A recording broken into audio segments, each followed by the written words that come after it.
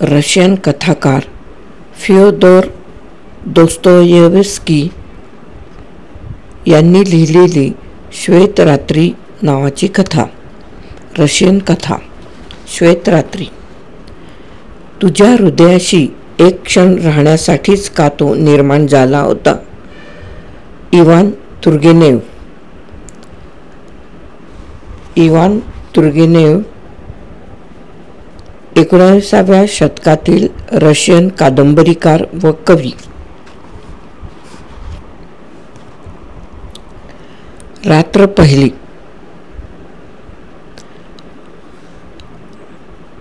श्वेतरात्री. श्वेतरात्री प्रस्तुत कथा रशियाच्या उत्तर भागात सेंट पीटर्सबर्ग शहरात घडते. ध्रुवीय प्रदेशाच्या सानिध्यामुळे या शहरात उन्हाळ्यातले दिवस लांबच लांब असतात. 21 जून या दिवशी तर सूर्यास्त जवळजवळ होतच नाही. ह्या दिवसांना रशियनमध्ये बेलिये नोची किंवा श्वेतरात्री असे म्हणतात. श्वेतरात्री. तुझ्या हृदयाशी एक क्षण राहण्यासाठीच का तो निर्माण झाला होता. इवान तुर्गेनेव. रात्र पहिली. विलक्षण रात्र होती. मतप्रिय वाचक हो, तुम्ही बालवयाचे असतानाच फक्त असू शकेल अशी रात्र होती. आकाश चांदण्यांनी भरलेलं होतं. अशा आभाळाखाली तऱ्हेतऱ्हेचे कोपिष्ट आणि लहरी लोक कसे असू शकतात असा प्रश्न आपोआपच पडावा इतका आकाश उज्ज्वल होतं. मतप्रिय वाचक हो, हा प्रश्नसुद्धा बालिश आहे, खूपच बालिश आहे. पण देव करो अन हा प्रश्न तुम्हाला वरचेवर पडो. कोपिष्ट अन लहरी माणसांबद्दल बोलतानाच आजच्या संपूर्ण दिवसातल्या माझ्या सद्वर्तनाचा विचार माझ्या मनात डोकावणार नाही असं होणं शक्य नव्हतं. आज सकाळपासून एका विलक्षण अस्वस्थतेनं मला घेरलं होतं. सगळेजण मला एकट्याला टाकून देतायत अन सारं काही माझ्यापासून दूर जातंय असं मला अचानक वाटायला लागलं. अर्थातच यावर कोणीही असं विचारेल की हे सगळेजण कोण, कारण गेली 8 वर्ष मी पिट्सबर्गमध्ये राहतोय, पण माझी कुणाशी एकही ओळख होऊ शकलेली नाही. काय करायच्यात मला ओळखीपाळखी. ओळखी नसतानाही संपूर्ण पिट्सबर्ग माझ्या ओळखीचं आहे. मात्र जेव्हा सगळं पिट्सबर्ग उठलं आणि अचानक दाचावर निघून गेलं तेव्हा सगळेजण आपल्याला सोडून चाललेत. दाचा म्हणजे शेतामध्ये असणारे घर, उन्हाळ्यात मुक्कामाला जाण्याचे घर दाचा. तर तेव्हा सगळेजण आपल्याला सोडून चाललेत असं मला वाटलं. मला एकट्याला राहणं अतिशय अवघड झालं आणि दुःखात बुडून जाऊन मी अख्खे 3 दिवस शहरात भटकत राहिलो. मला काय होतंय तेच मुली मला कळेना. नेव्स्की मार्गावर जा, बागेत जा, नदी तटावरून फिरा, पण वर्षभर ठराविक वेळेला त्याच त्या ठिकाणी दिसण्याची सवय झालेला एकही चेहरा कुठे दिसेना. ते अर्थातच मला ओळखत नाहीत, पण मी त्यांना ओळखतो. मी त्यांना थोडंफार ओळखतो. मी त्यांच्या चेहऱ्यांचा अभ्यासच केलाय म्हणा ना. ते जेव्हा आनंदित दिसतात तेव्हा मलाही आनंद होतो आणि ते जेव्हा काळवंडलेले असतात तेव्हा मीही वैतागतो. दररोज ठराविक वेळेला फंतानकापाशी दिसणाऱ्या एका म्हाताऱ्याशी तर माझी जवळजवळ मैत्रीच झाली आहे. त्याचा चेहरा खूप गंभीर विचारात गढलेला असावा असा आहे. तोंडातल्या तोंडात पुटपुटत अन डावा हात हलवत तो जातो. त्याच्या उजव्या हातात सोनेरी मुठीची लांब गाठ्या काठी असते. त्याचं सुद्धा माझ्याकडे लक्ष गेलेलं आहे आणि त्यालासुद्धा माझ्याबद्दल मनातल्या मनात काहीतरी कुतूहल वाटत असणार. जर कधी त्या ठराविक वेळेला कारंज्यापाशी त्याच जागी मी त्याला दिसलो नाही तर त्यालाही नक्की अतिशय वाईट वाटेल, मला खात्री आहे तशी. त्यामुळे काही वेळेला, विशेषतः जेव्हा आम्हा दोघांचीही मनस्थिती चांगली असते, तेव्हा आम्ही एकमेकांकडे बघून अभिवादन करायला मान लववायच्या बेतात येतो म्हणाला. नुकतेच आम्ही दोघंजणं अख्खे 2 दिवस एकमेकांना दिसलो नव्हतो. तिसऱ्या दिवशी जेव्हा आम्ही भेटलो तेव्हा एकमेकांना अभिवादन करायला आम्ही आपल्या हॅट अगदी उचलणार इतक्यात भानावर येऊन आम्ही हात खाली घेतले आणि नुसतेच सहानुभूतीने आम्ही एकमेकांच्या शेजारून गेलो. माझ्या तर घरंसुद्धा ओळखीची आहेत. जेव्हा मी रस्त्यावरून जात असतो तेव्हा त्यावरचं प्रत्येक घर जणू पळतच मला सामोरं येतं. आपल्या सताड उघड्या खिडक्यातून माझ्याकडे बघत जणू म्हणतं, माझ्याकडे बघतं आणि जणू म्हणतं, नमस्कार, कशी काय आहे तुमची तब्येत? माझी तब्येतही ठीक आहे, देवाची कृपा. पण मे महिन्यात माझ्यावर 1 मजला वाढवणार आहेत. किंवा कशी काय आहे तुमची तब्येत? माझी उद्या दुरुस्ती आहे. किंवा मी आगीत जळून जाता जाता बचावलो म्हणून मी फार घाबरलोय हो, इत्यादी इत्यादी. त्यांच्यापैकी काही माझी विशेष लाडकी आहेत, काही तर जिगरी दोस्त आहेत. त्यांच्यापैकी एक जण येत्या उन्हाळ्यात वास्तुशिल्प्याकडून उपचार करून घ्यायचं ठरवतोय. त्याच्यावर उपचार चालू असताना मी मुद्दामहून रोज तिथून जाईन, म्हणजे मग त्याच्यावर नीट उपचार होतील. देव करो काहीतरी भलतं सलतं न हो. एका खूप सुंदर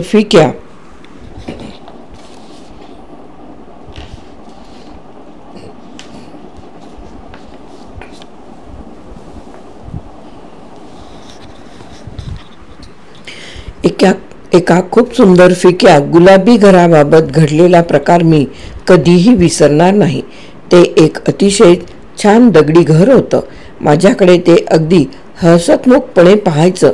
त्याच्या शेजारून जाताना ते आपल्या कुरूप वेंधळ्या शेजाऱ्यांकडे असं काही गर्वानं पाहताना दिसायचं की ते पाहून माझं मन अगदी आनंदून जायचं.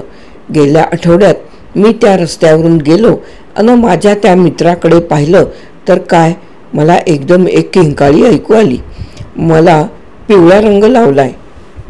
दुष्ट, असंस्कृत, खांब म्हणू नका, कमानी म्हणू नका, काही सुद्धा त्यांनी सोडलं नव्हतं. माझा दोस्त एखाद्या कॅनरी पक्षागत पिवळा पडला होता. त्याच्याकडे बघून माझं पित्त उसळलं. चिनी साम्राज्यागत पिवळं करून सोडलेल्या, विद्रूप झालेल्या माझ्या गरीब बिचारा मित्राकडे पाहणं मला आजतागायत शक्य झालेलं नाही. तर मग वाचक हो, अख्ख्या पिट्सबर्गला मी कशा तऱ्हेने ओळखत होतो हे तुमच्या आता लक्षात आलं असेल. पण सबंध 3 दिवस मला अस्वस्थता छळत होती असं मी अगोदर म्हणालो आहे. मग मला तिचं कारण समजलं. मला रस्त्यावर बरं वाटेना. हा नाही, तो नाही, तोही गायब झाला. घरातही चैन पडेना. माझ्या घरात काय नाहीये, कसली कमतरता आहे हे शोधायची मी 2-3 दिवस धडपड करत राहिलो. का इथं राहणं माझ्या जीवावर येतंय? काही न समजून, काही न उमजून मी माझ्या हिरव्या धुरकटलेल्या भिंतीकडे मोलकरणीने यशस्वीपणे वाढू दिलेली कोळिष्टकं लटकणाऱ्या छताकडे निरखून पाहू लागलो. घरातलं सगळं सामान न्याहाळू लागलो. खुर्ची न खुर्ची मी नीट तपासली. तिथे तर काही गडबड नाही ना? माझी एखादी खुर्ची जर काल होती तशी आज नसेल तर मी अस्वस्थ होतो. खिडकीतून बाहेर पाहिलं पण व्यर्थ. मला अजिबात चैन पडेना. मी मोलकरणीला बोलावून त्या कोळिष्टकांबद्दल आणि एकंदरच अर्थव्यवस्थेबद्दल चार खडे बोल सुनावले. तिने माझ्याकडे आश्चर्याने पाहिलं अन चकार शब्द न बोलता ती निघून गेली. त्यामुळे ते कोळिष्टक अद्यापही तिथेच सुखनैव लटकतंय. शेवटी काय प्रकार आहे ते माझ्या आज सकाळी सकाळी लक्षात आलं. सगळेजण मला सोडून दाचावर सटकतायत. असं अगदी खालच्या पातळीवरचं क्रियापद वापरल्याबद्दल मला माफ करा, पण भारदस्त शब्द वापरायच्या मनस्थितीत मी बिलकुल नाही. कारण जो कोणी पिट्सबुर्गमध्ये होता तो प्रत्येकजण एकतर दाचावर गेला होता किंवा चालला होता. भाड्याची गाडी करणारा भारदस्त व्यक्तिमत्वाचा प्रत्येक गृहस्थ माझ्या डोळ्यांना जरुरी काम आटपून चटा पावलं उचलत आपल्या कुटुंबाच्या घरट्याकडे दाचाकडे निघालेला सभ्य कुटुंब प्रमुखच असावा असा दिसू लागला. येणाऱ्या जाणाऱ्याचा प्रत्येकाचा आविर्भाव अतिशय विशेष वाटू लागला. तो जणू भेटणाऱ्यांना म्हणत होता, लोक हो, आता आम्ही इथे असे उगाच रेंगाळतो आहोत. अजून काही तासांनी आम्ही दाचावर जाणार. एखादी खिडकी उघडली, त्यातून साखरेसारख्या पांढऱ्या शुभ्र नाजूक बोटांनी खिडकीवर टकटक केली आणि एखाद्या छानशा मुलीने डोकावून फुलांच्या कुंड्या विकणाऱ्याला हाक मारली की मला ताबडतोब असं वाटायचं की ही फुलं विकत घेत आहेत, कारण शहरातल्या कोंबट कुबट गाळ्यामध्ये वसंत ऋतूचा आणि फुलांचा आस्वाद घेण्यासाठी नाही तर लवकरच दाचावर जायचंय आणि बरोबर फुलं नाही न्यायची आहेत म्हणून. इतकंच नाही तर मी माझ्या या नव्या आणि आगळ्याच शोधामध्ये इतका तरबेज झालो होतो की एखाद्याकडे नुसतं एकदा पाहून तो कुठल्या भागातल्या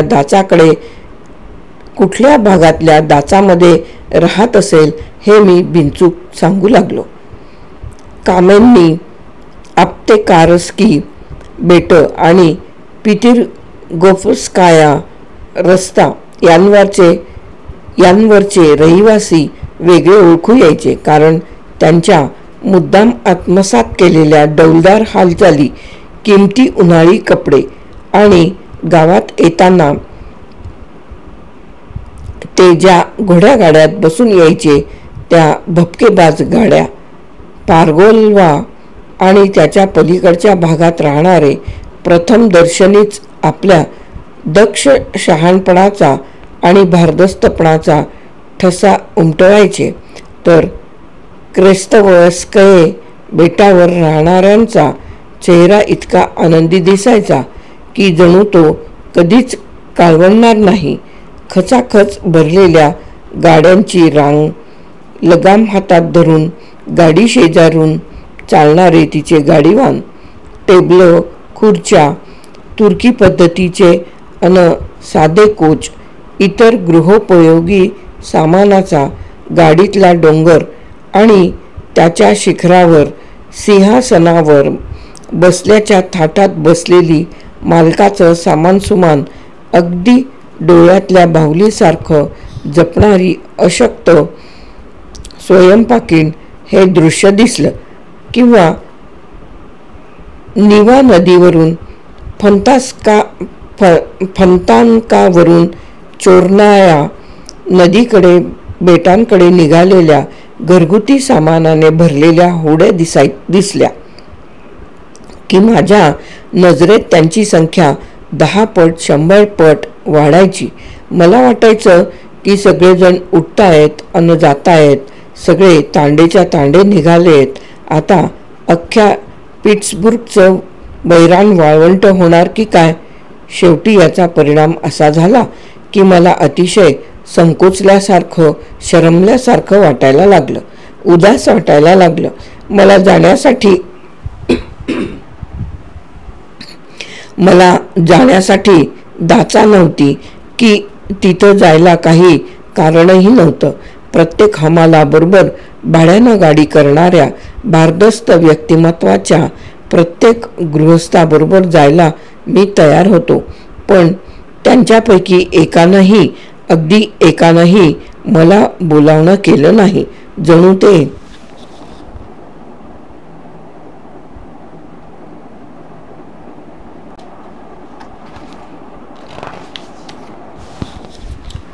जणू ते मला विसरलेच. जणू त्यांच्या लेखी मी खरोखरच कोणी परका होतो. मी बराच वेळ फिरत राहिलो. इतका फिरलो की माझ्या सवयीप्रमाणे मी कुठे आहे हे सुद्धा माझ्या लक्षात येईना. फिरता फिरता मी गावाच्या वेशीपाशी येऊन पोचलो. हे पाहून मी अतिशय आनंदित झालो. वेशीपाशी रस्त्याला आडवा घातलेला अडसर ओलांडून मी पलीकडे गेलो. पेरण्या केलेल्या रानांतून आणि कुरणांतून चालू लागलो. थकव्याचा मागमूस नव्हता, पण माझ्या मनावरचं ओझं उतरून जातंय असं मला अगदी अंतर्बाह्य वाटत होतं. येणारे जाणारे सगळेजण माझ्याकडे अशा रीतीने पाहत होते की त्यांना जणू मला अभिवादनच करायचे असावे. सगळेजण अतिशय आनंदात होते. सिगार ओढत जात होते. मी सुद्धा पूर्वी कधी नाही इतक्या खुशीत होतो. मला वाटलं की जणू मी इटलीलाच येऊन पोहोचलोय. मी जरासा आजारी होतो, शहरवासीय होतो, शहराच्या भिंतीच्या आत घुसमटत होतो. अशा मला निसर्गानं अगदी चक्क करून टाकलं होतं, अगदी थक्क करून टाकलं होतं. अशा मला निसर्गानं अगदी थक्क करून टाकलं होतं. वसंत ऋतू आला की आमच्या पिट्सबुर्गच्या निसर्गामध्ये सांगता येणार नाही असं काहीतरी भावणारं प्रगट होतं. आपली सगळी ताकद निसर्ग अचानक दाखवू लागतो. स्वर्गाकडून त्याला मिळालेल्या संपूर्ण क्षमतेने तो फैलावतो, नटतो, सजतो. रंगीबिरंगी फुलांनी तो बहरतो. त्या निसर्गाला पाहून मला आपसुकच एखाद्या आजारलेल्या, फिकुटलेल्या मुलीची आठवण येते. अशा मुलीकडे तुम्ही कधी कीव येऊन बघता? कधी सहानुभूतीदर्शक प्रेमाने बघता? तर कधी तुमचं तिच्याकडे लक्षच जात नाही.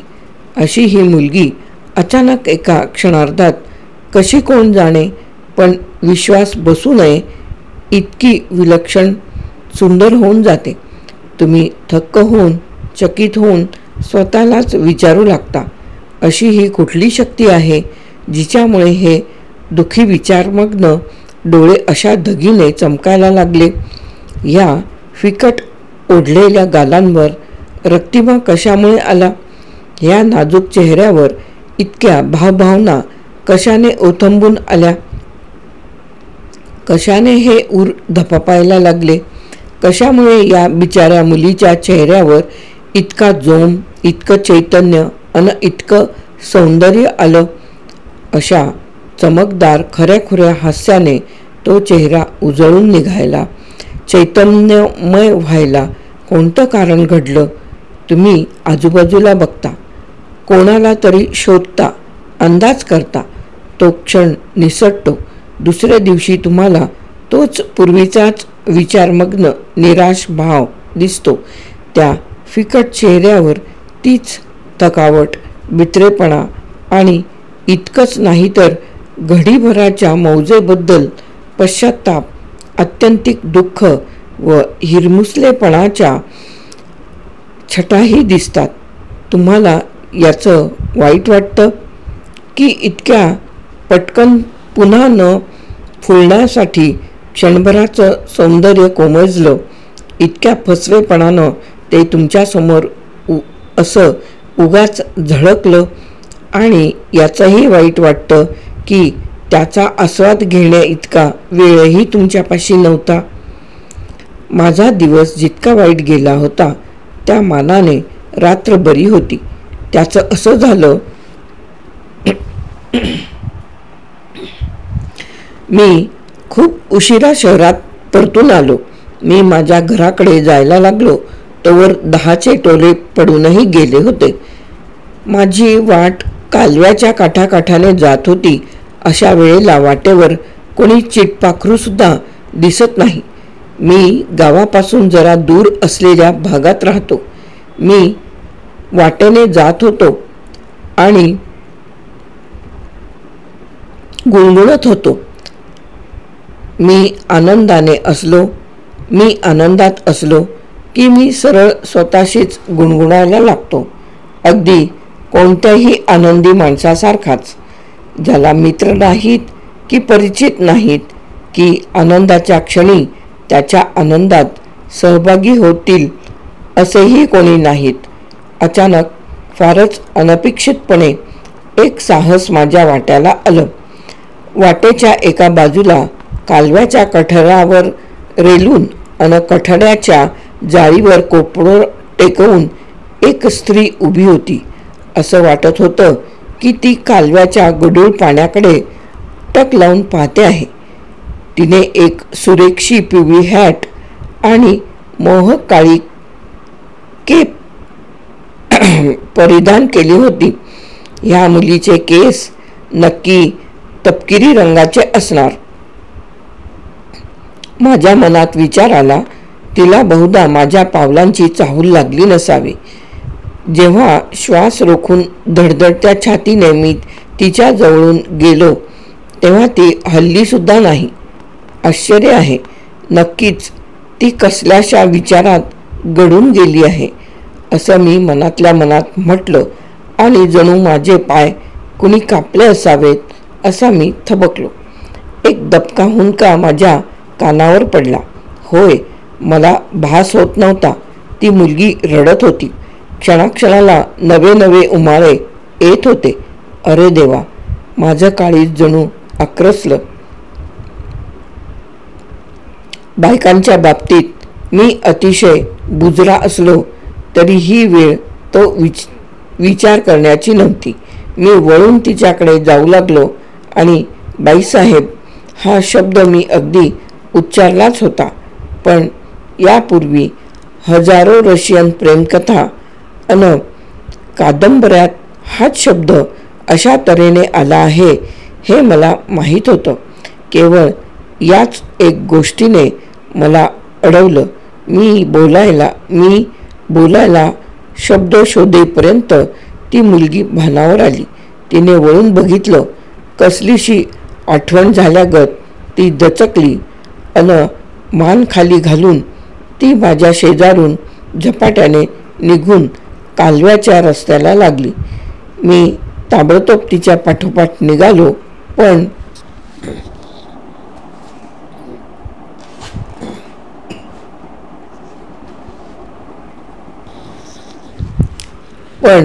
तिने ते ताडलं. तिने कालव्याचा रस्ता सोडला. रस्ता ओलांडून ती पदपथावरून निघाली. मी सुद्धा रस्ता ओलांडायचं धाडस केलं. जाळ्यात पकडलेल्या पक्ष्यासारखी माझी छाती धपापत होती. अचानक एक असा प्रसंग घडला ज्यामुळे माझं फावलं. अचानक पदपथाच्या दुसऱ्या बाजूने माझ्या अनामिकेच्या जवळच फ्रॉक कोटमधला एक भक्कम वयाचा पण लटपटत्या चालीचा गृहस्थ उपटला. तो झोकांड्या खात भिंतीचा काळजीपूर्वक आधार घेत चालला होता. मुलगी एखाद्या बाणासारखी जात होती. घाईघाईने घाबरत रात्रीच्या वेळी कुणी एखादा तुम्हाला घरी पोहोचवतो असं म्हणून मागे लागू नये अशी इच्छा असणाऱ्या मुली जशा चालतात ना तशी. त्या झोकांडा खाणाऱ्या माणसाला तिला गाठता आलं नसतं, पण माझ्या सुदैवाने त्याला ही परिस्थिती बदलण्यासाठी काही उपाय करावासा वाटला. अचानक काही न बोलता त्या माणसाने पळायला सुरुवात केली अन माझ्या अनामिकेची पाठ धरली. ती वाऱ्यासारखी जात होती, पण झोकांडा खाणारा माणूस तिला गाठायला आला. त्याने जवळजवळ तिला गाठलंच. मुलीने किंकाळी फोडली आणि मी ह्या क्षणी माझ्या उजव्या हाताला असणाऱ्या जकास गाठ्याळ काठीबद्दल दैवाचे आभार मानले. मी झटकन पदपथाच्या दुसऱ्या बाजूला गेलो. काय घडतंय ते त्या अनाहूत माणसाच्या ताबडतोब लक्षात आलं. त्याला शहाणपण सुचलं. तो गप्प राहिला, थांबला आणि आम्ही व्यवस्थित दूर गेल्यावर त्याने माझा जोरदार निषेध केला. पण त्याचे शब्द आमच्यापर्यंत नीटसे पोचले नाहीत. माझा हात धरा म्हणजे मग तो तुमच्याजवळ येणार नाही, मी माझ्या अनामिकेला म्हणालो. धास्तीने आणि चिंतेने अजूनही थरथरणारा आपला हात तिने काहीही न बोलता माझ्या हातात दिला. ओहो अनाहूत गृहस्था, तुझे मी किती आभार मानले या क्षणी म्हणून सांगू. मी हळूच तिच्याकडे बघितलं. ती खूप सुरेख होती अन तिचे केस तपकिरीच होते. माझा अंदाज बरोबर ठरला होता. तिच्या काळ्या पापड्यांवर अजूनही आसवं थरथरत होती. नुकत्याच वाटलेल्या भीतीची की अगोदरच्याच दुःखाची कोण जाणे, पण आता ओठांवर हसू चमकत होतं. मी सुद्धा ती सुद्धा माझ्याकडे चोरून कटाक्ष टाकत होती. आमची नजरानजर होताच ती थोडीशी लाजली व तिने मान खाली घातली. पाहिलं तेव्हा कशाला मला ओलांडून बराबर पुढे गेलात? मी जर तिथे असतो तर हा प्रसंग घडलाच नसता.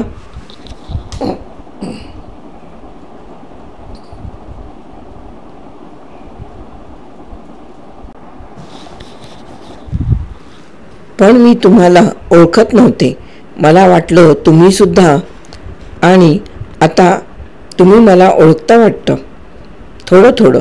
हेच पहा ना, तुम्ही कशामुळे थरथरताय. अरेच्या, तुम्ही अगदी एका दृष्टिक्षेपात बरोबर ओळखलत. मी अतिशय आनंदित होऊन उत्तरलो, कारण ही मुलगी हुशार दिसत होती. सौंदर्याला त्यामुळे कधीच बाधा येत नाही. होय, तुमची गाठ कोणाशी पडले हे तुम्ही अगदी पहिल्या दृष्टिक्षेपात बरोबर ओळखलत. बायकांच्या बाबतीत मी अगदी बुजरा आहे हे खरं आहे. अन एका मिनिटापूर्वी त्या गृहस्थाने तुम्हाला घाबरवलं तेव्हा तुम्ही जितक्या घाबरला होतात तितकाच मी आता घाबरलो. यात वादच नाही. मला आतासुद्धा कसली तरी भीती वाटतंय की हे स्वप्नच आहे. पण कधी काळी कुणा एखाद्या स्त्रीशी मी बोलेन असं माझ्या स्वप्नात सुद्धा आलं नव्हतं. काय सांगता? खरं? होय, माझा हात थरथरतोय कारण आजतागायत तुमच्या हातासारखा सुंदर लहानसा हात या हाताने कधी धरलाच नव्हता. म्हणून माझी बायकांशी बोलण्याची सवय सुटली आहे. म्हणजे खरं तर त्यांची सवय मला कधी झालीच नाही. मी एकटाच आहे. बायकांशी कसं बोलावं ते मला समजत नाही. मी तुम्हाला बावळटासारखं काही बोलत तर नाही ना, हे आताही मला समजत नाही आहे. मी सांगतो तुम्हाला. तसं असेल तर मला अगदी स्पष्ट सांगा. मला त्याचा मुळीच राग येणार नाही. नाही, अजिबातच नाही. मी स्पष्ट बोलावं असा तुमचा अगदी आग्रहच असेल तर सांगते तुम्हाला की अशा तऱ्हेचा भित्रेपणा बायकांना आवडतो. ह्यापेक्षाही काही जास्त तुम्हाला जाणून घ्यायचं असेल तर मलाही तो आवडला आहे. आणि आता अगदी घरी पोचेपर्यंत मी तुम्हाला टाकून बराबरा दूर जाणार नाही. आनंदातिशयाने धाप लागून मी सुरुवात केली. तुम्ही माझं जे काही करता आहात त्यामुळे मी ताबडतोब घाबरायचा थांबेन. अन मग गेल्याच की माझ्या सगळ्या संधी कसल्या संधी, कशाबद्दल, हे मात्र अगदी वेडपटासारखं आहे. चुकलो. पुन्हा नाही म्हणणार. बोलता बोलता पटकन तोंडातून निघून गेलं. पण तुम्हाला हा आग्रह नाही धरता येणार की या अशा क्षणी ही पण इच्छा नसावी की मी तुम्हाला आवडावं, असंच ना?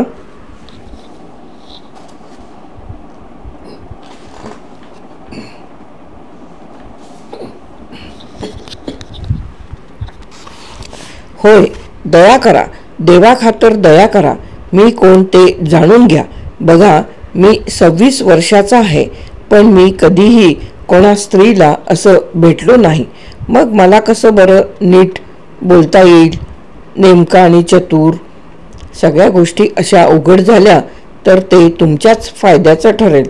जेव्हा माझं हृदय बोलतं तेव्हा मला गप्प राहता येत नाही. ते असू दे, पण तुमचा विश्वास तरी बसेल का की एकाही स्त्रीला मी भेटलो नाही, अगदी कधीही नाही, एकही ओळख पाळख नाही. अखेरीस कधीतरी कोणीतरी मला भेटेल अशी फक्त स्वप्न पाहतो मी दररोज. ओह, अशा तऱ्हेने मी कितीदा प्रेमात पडलोय हे जर तुम्हाला कळलं तर. कसं काय आणि कोणाच्या? असं कोणा एकीच्या नाही, नुसत्या कल्पनेच्या, जी माझ्या स्वप्नात येते तिच्या. स्वप्नात तर मी पूर्ण प्रेम कहाण्या रचतो आहे. तुम्ही मला ओळखत नाही. 1-2 बायकांना भेटलोय मी, खरं आहे, पण त्या कसल्या बायका? फक्त घरमालकिणी. मी सांगितलं तर तुम्हाला हसू येईल की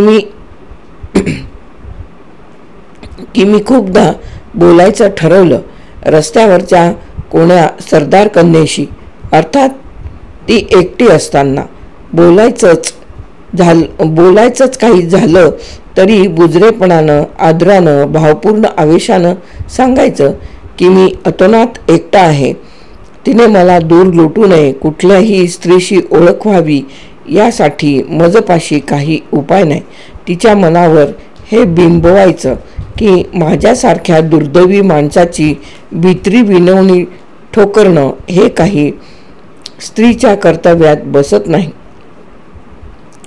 शेवटी असं म्हणायचं की मला मागायचं ते एवढंच. तिने माझ्याशी 2 सहानुभूतीचे, माणुसकीचे शब्द बोलावेत. सुरुवातीलाच मला दूर लोटू नये. माझ्या शब्दांवर विश्वास ठेवावा. मी काय बोलतोय ते शेवटपर्यंत ऐकून घ्यावं. मग जर हवं तर हसावं. मला आश्वस्त करावं. माझ्याशी 2 शब्द बोलावे, फक्त 2 शब्द. नंतर परत तिची नि माझी कधीही भेट झाली नाही तरी चालेल. तुम्ही हसता आहात, त्यासाठीच तर सांगतोय मी हे तुम्हाला. हिरमुसू नका असे. मी अशासाठी हसले की तुम्हीच तुमचे शत्रू आहात. जर तुम्ही प्रयत्न केला असतात तर हे जमलंही असतं तुम्हाला. अगदी रस्त्यावरच सगळं जमून आलं असतं. जितकं सोपं तितकं बरं. एकाही भल्या स्त्रीने जर ती मूर्ख नसती किंवा त्यावेळी कुणावर तरी खूप रागावलेली नसती तर तुम्ही ज्याची याचना करता आहात ते 2 शब्द न बोलता विनमुख पाठवलं नसतं. माझंच म्हणायचं तर मी तुम्हाला वेडात समजले असते. मी स्वतःवरूनच परीक्षा केली असती. जगात लोक कसे राहतात हे मला चांगलं माहिती आहे.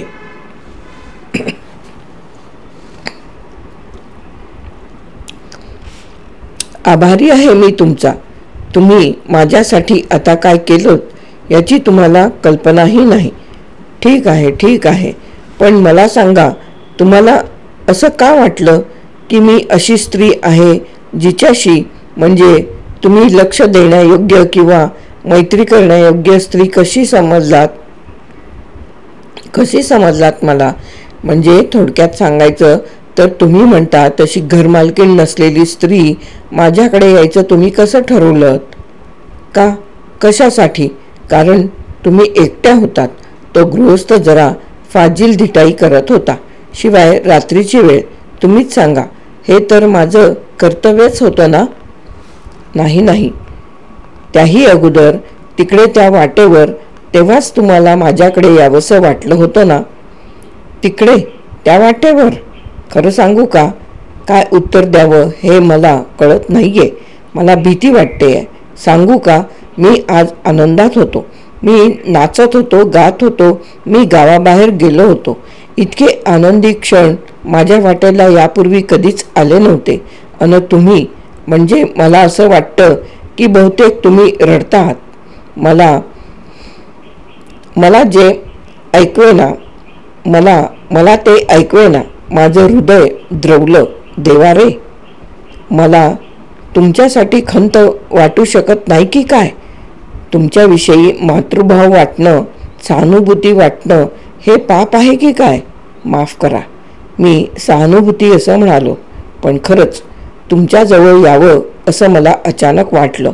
त्यामुळे माझ्या हातून तुमचा अपमान तर झाला नाही ना? पुरे फार झालं. काही बोलू नका. मान खाली घालून माझा हात दाबत ती मुलगी म्हणाली. मी हे बोलणं काढलं ही माझीच चूक झाली. तुमच्या बाबतीत मी चूक केली नाही याचा मला आनंद होतोय. पण आलंच माझं घर. इथे या गल्लीत मला वळायचंय. तिथून अगदी 2 पावलावर आहे. अच्छा, आभारी आहे. म्हणजे आपण पुन्हा कधीही भेटणार नाही की काय? हे सगळं इथेच संपणार का? मुलगी हसत हसत म्हणाली. बघितलं, सुरुवातीला तुम्हाला फक्त 2 शब्द हवे होते आणि आता? पण मी तुम्हाला काहीच सांगत नाही. कदाचित आपण भेटूसुद्धा. मी उद्या इथे येईन. मी म्हणालो. ओह, मला माफ करा. मी तर अशी मागणीच करायला आलोय की. तर बरेच उतावळे आहात. अगदी मागणीच करायला लागलात.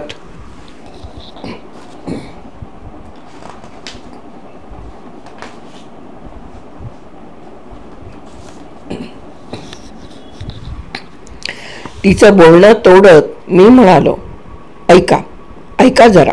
मी जर पुन्हा तुम्हाला असं काहीतरी बोललो असेल तर मला माफ करा. पण हे बघा, उद्या इथे न येणं माझ्याने होणार नाही. मी स्वप्न पाहणारा माणूस आहे. माझं वास्तवातलं जीणं इतकं साधं आहे की आजच्या या घडीसारखे क्षण माझ्यासाठी फारच क्वचित येणारे आहेत. माझ्या स्वप्नात हे क्षण पुन्हा न आणणं मला जमणार नाही. संपूर्ण रात्र, संपूर्ण आठवडा, संपूर्ण वर्ष मी तुमचीच स्वप्न पाहत राहीन. अगदी उद्याच मी इथे येईन. इथेच, ह्याच जागी, ह्याच वेळेला येईन आणि कालच्या आठवणी काढून आनंदित होईन. ही जागा माझी खूप आवडती झाली आता. माझ्या आवडीची अशी 2-3 ठिकाणं आहेत पिट्सबुर्गमध्ये. जसं तुम्ही रडत होतात ना, तसंच मला एकदा आठवणींमुळे रडू फुटलं होतं. कोण जाणे, कदाचित 10 मिनिटांपूर्वी तुम्ही सुद्धा आठवणींमुळेच रडत असाल. माफ करा, मी पुन्हा वाहवत चाललोय. कदाचित तुम्ही या ठिकाणी खूप आनंदितही झाला असाल. मुलगी म्हणाली, ठीक आहे, येईन मी उद्या इथे 10 वाजता. इथे येण्यापासून तुम्हाला थांबवता येणार नाही हे तर दिसतंच आहे. त्याचं काय आहे की मला उद्या इथे यावं लागणार आहे. मी तुमच्याशी भेटीचा संकेत ठरवते असं मात्र तुम्ही समजू नका. मी अगोदरच सांगते की मला इथं यायचंच ते माझ्यासाठी. तर मग सरळच सांगते की जर तुम्हीही इथे आलात तरी काही फरक पडत नाही. एकतर पुन्हा आजच्यासारखा अप्रिय प्रसंग घडू शकतो. थोडक्यात मला फक्त तुम्हाला भेटायचंय, तुमच्याशी 2 शब्द बोलायचेत. पण बघा, तुम्ही यावरून माझी परीक्षा तर करणार नाही ना? असं समजू नका की मी इतक्या सहजासहजी भेटीचे संकेत ठरवते. आणि मी ठरवलेही नसते. पण माझं गुपितच राहू दे. फक्त अगोदर एक अट. मी अत्यानंदाने जोरात म्हणालो. अट? सांगा, लवकर सांगा. मी सगळ्याला कबूल आहे. माझी सगळ्याला तयारी आहे. मी शब्द देतो. मी ऐकेन. मी नीट वागेन. तुम्ही मला ओळखता? मुलगी हसून म्हणाली. मी तुम्हाला ओळखते, म्हणूनच उद्या बोलावलं. मुलगी हसून म्हणाली, मी तुम्हाला ओळखते, म्हणूनच उद्या बोलावलं मी तुम्हाला. मी चांगली ओळखते तुम्हाला. पण बघा, एका अटीवर या. पहिली गोष्ट, कृपया मी जेवढं सांगते तेवढं फक्त करा. मी अगदी स्पष्ट बोलते, बघितलंत ना. पण बघा, एका अटीवर या. पहिली गोष्ट, माझ्या प्रेमात पडू नका. त्याची अजिबात परवानगी नाही.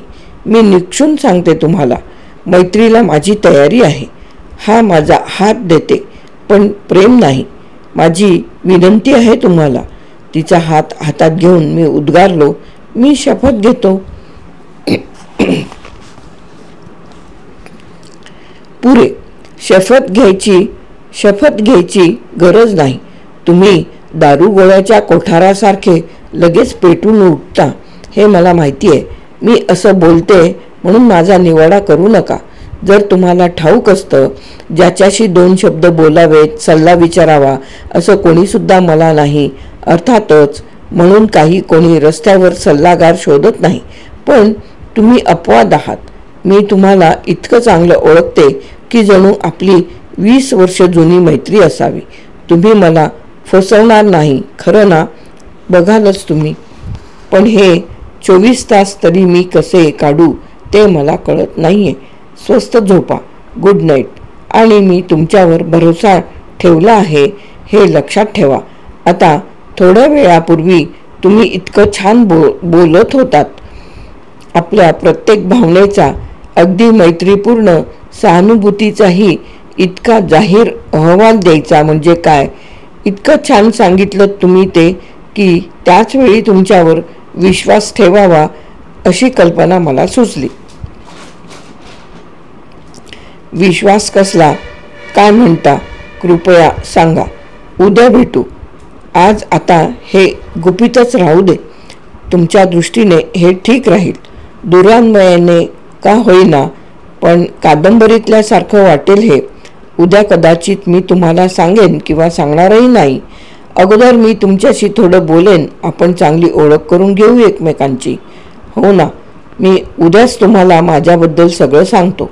हे काय, माझ्या बाबतीत जणू काही अद्भुतच घडतंय. देवा रे, मी कुठे आहे? सांगा बरं. तुम्ही रागावला नाहीत. दुसऱ्या एखादीसारखं मला सुरुवातीलाच दूर लोटलं नाहीत. याबद्दल तुम्हाला पश्चात्ताप तर होत नाही ना? 2 मिनिटं आणि तुम्ही मला कायमसाठी सुखी केलं. होय, सुखी. कोण जाणे, तुम्ही कदाचित मला सहन केलं असेल, माझा संशय दूर केला असेल. कदाचित अशा क्षणांना मला स्वतःवर काबू ठेवता येत नसेल. पण उद्या मी तुम्हाला सगळं सांगेन. तुम्हाला सगळं समजेल. सगळं. ठीक आहे, मी तयार आहे. तुम्हीही सुरुवात करा. कबूल. अच्छा. आणि आम्ही एकमेकांचा निरोप घेतला. रात्रभर मी फिरत राहिलो. घरी परतायला माझ्या मनाची तयारीच होईना, इतका मी आनंदात होतो. उद्या भेटू.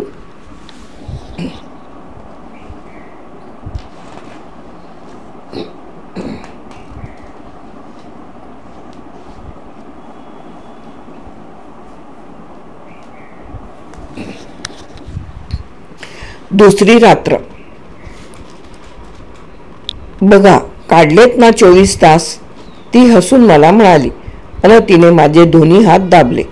गेले 2 तास मी इथे आहे. आज दिवसभर माझं काय झालं होतं तुम्हाला माहीत नाही.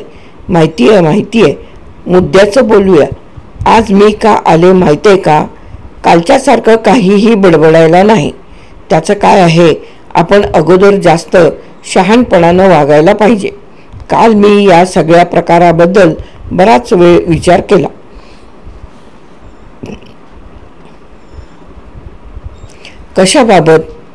कशाबाबत जास्त शहाणपणा धरायचा? माझ्या बाजूने मी तयार आहे. पण आता इतकं शहाणपणाचं काहीच माझ्या आयुष्यात घडलं नाही, हेही खरंच. खरं की काय? पहिली गोष्ट म्हणजे मी तुम्हाला विनंती करते, माझे हात घट्ट धरू नका. दुसरी गोष्ट, तुमच्या पाशीच सांगते की आज खूप वेळ मी तुमच्याबद्दल विचार केला. मग त्या विचाराची अखेर कशात झाली? मी असं ठरवलं की सगळं पुन्हा नव्याने सुरू केलं पाहिजे. कारण सगळ्याचा निष्कर्ष आज मी असा काढला की मी अजूनही तुम्हाला ओळखत नाही. मी काल एखाद्या बाळासारखी, लहान मुलीसारखी वागले. अर्थातच त्याने असं सिद्ध झालं की माझ्या मनाचा प्रेमळपणा या सगळ्याला कारणीभूत आहे. आपण सगळं वागणं तपासायला बसलो की ज्या गोष्टीने शेवट होतो तसंच मी पण माझी पाठ थोपटली आणि चूक सुधारण्यासाठी म्हणून मी असं ठरवलं की तुमच्याबद्दल अगदी व्यवस्थित माहिती काढायची, पण तुमच्याविषयी बारकाईनं माहिती देणारंही कुणी नाही. तर मग तुम्हीच स्वतः मला सगळं अगदी तपशीलवार सांगायचं. तर तुम्ही कशा प्रकारचा माणूस आहात? लवकर सुरुवात करा. सगळा तुमचा इतिहास सांगा मला. इतिहास? मी घाबरून उद्गारलो. इतिहास? तुम्हाला कोणी सांगितलं की माझा काही इतिहास आहे असं? मला इतिहास वगैरे काही नाही. तिने हसून माझं बोलणं तोडलं. जर इतिहास नाही तर जगलातच कसे? कोणत्याही तऱ्हेच्या इतिहासाशिवाय असा जगलो मी. आपल्याकडे म्हणतात तसा आपला आपण जगलो, म्हणजे एकटा. अगदी पूर्णपणे एकटा. एकटा म्हणजे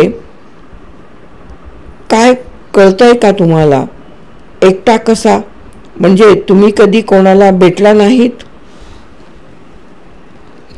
भेटायला काय, भेटतो मी कोणाकोणाला, पण तरीही मी एकटा आहे. म्हणजे तुम्ही कोणाशी बोलत नाही की काय? अगदी खरं सांगायचं तर नाही, कोणाशीच नाही. असे कसे आहात तुम्ही? सांगा पाहू. थांबा, मीच सांगते. तुम्हाला बहुतेक आजी आहे माझ्यासारखीच. तिला दिसत नसल्यामुळे सारं आयुष्य तिने मला कधी कुठे सोडलं नाही. त्यामुळे माझी बोलायची सुद्धा सवय गेले. आणि 2 वर्षापूर्वी जेव्हा मी जरा अवखळपणा केला तेव्हा तिला समजलं की मला दडपून ठेवणं शक्य नाही. मग तिनं मला जवळ बोलावलं आणि तिचा आणि माझा कपडा पिनेनं एकमेकांना टाचून टाकला. तेव्हापासून दिवसेंदिवस आम्ही अशाच बसलेला असतो. दृष्टी गेलेली असली तरी ती मोजे विणते आणि मी तिच्या शेजारी बसते. शिवणकाम करते नाहीतर तिला पुस्तक मोठ्यांदा वाचून दाखवते. ही एक विचित्रच पद्धत. तर अशी मी 2 वर्ष शिवून टाकलेली आहे.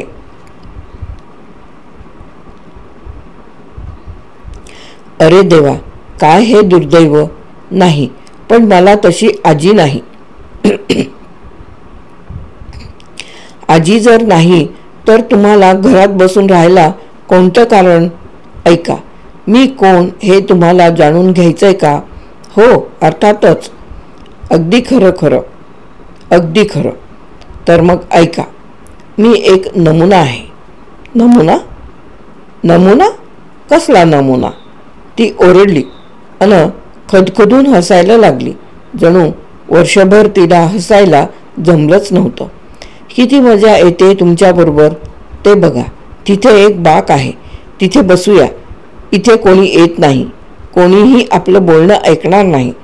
सांगा तर मग तुमचा सगळा इतिहास. कारण तुम्हाला काही इतिहास नाही. हे काही केल्या मला पटणार नाही. तुम्ही काहीतरी लपवतायत. अगदी पहिलं म्हणजे हा नमुना म्हणजे काय?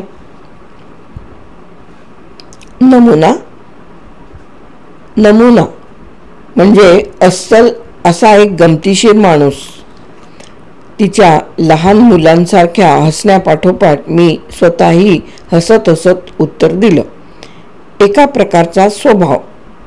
स्वप्न पाहणारा म्हणजे काय ते तुम्हाला माहितीये का? सांगा पाहू.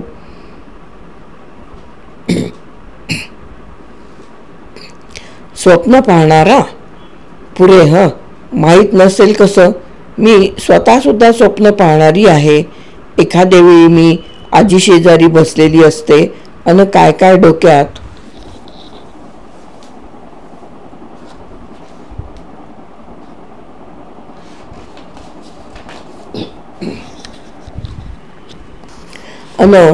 काय डोक्यात येतं. मग सुरू होतं स्वप्न पाहणं, कसले कसले विचार करणं. उदाहरणार्थ, चिनी राजपुत्राशी माझं लग्न झालंय. एखाद्या वेळी अशी स्वप्न पाहणं चांगलंच असतं. थोडं गंभीर होत ती पुढे म्हणाली, चांगलं असतं की नाही ते देवच जाणे. विशेषतः विचार करण्यासारख्या दुसऱ्या गोष्टी जर असतील तर उत्तम. जर तुम्ही स्वप्नात चिनी राजपुत्राशी लग्न केलं असेल तर तुम्ही मला नक्कीच समजून घेऊ शकाल. ऐका तर मग. पण मला अजूनही तुमचं नाव ठाऊक नाही. आठवलं शेवटी एकदाचं. खूपच लवकर आठवण झाली तुम्हाला. अरे देवा, माझ्या डोक्यातही आलं नाही ते. मला तसंच इतकं छान वाटत होतं. माझं नाव नास्तेन्का. माझं नाव नास्तेन्का. नास्तेन्का? बस इतकंच? फक्त इतकंच? बरेच आहात. हे सुद्धा खूप झालं की. हे काय कमी आहे? उलट खूप झालं. खूप खूप झालं. नास्तेन्का, तुम्ही फार दयाळू मुलगी आहात. जर अगदी पहिल्यापासून तुम्ही माझ्यासाठी नास्तेन्काच असणार असाल तर. असं काही सांगू नका. बरं नास्तेन्का, ऐका कशी गमतीदार गोष्ट आहे ती. मी तिच्या शेजारी बसलो. एखाद्या संशोधकासारखी गंभीर मुद्रा करून जणू मी लिहिलेलं असावं अशा तऱ्हेने सांगू लागलो.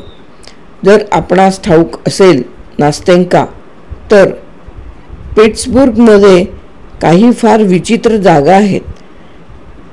पिट्सबुर्ग सर्व लोकांसाठी उगवणारा सूर्य जणू या जागांवर पोहोचत नाही, तर इथे जणू कोणता निराळाच खास तयार करून घेतलेला, मागवून घेतलेला असावा असा सूर्य एका विशेष वेगळ्याच प्रकाशाने चमकतो. या जागांमध्ये प्रिय नास्तेन्का जणू एक वेगळेच जीवन चालू असते. तुमच्या आजूबाजूला उसळत असणाऱ्या जीवनासारखे नाही, तर असे जीवन जे परीकथेतल्या आटपाट नगरात असू शकेल, पण आपल्या आजच्या अतिगंभीर काळात असणार नाही. हे जीवन म्हणजे निखळ अद्भुताचे, तप्त आदर्शवादाचे आणि त्याचबरोबर अरे रे नास्तेन्का, गढूळ वास्तवाचे, सामान्यपणाचे, किंवा असे म्हणता येईल की विश्वास बसू नये इतक्या ओंगळतेचे मिश्रण आहे. हुश्य देवा देवा, केवढी ही प्रस्तावना. असं काय बरं मला आता ऐकवणार आहात?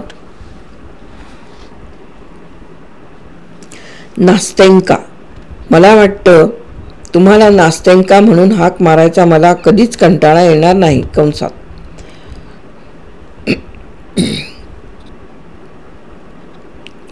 मला वाटतं तुम्हाला नास्तेन्का म्हणून हाक मारायचा मला कधीच कंटाळा येणार नाही.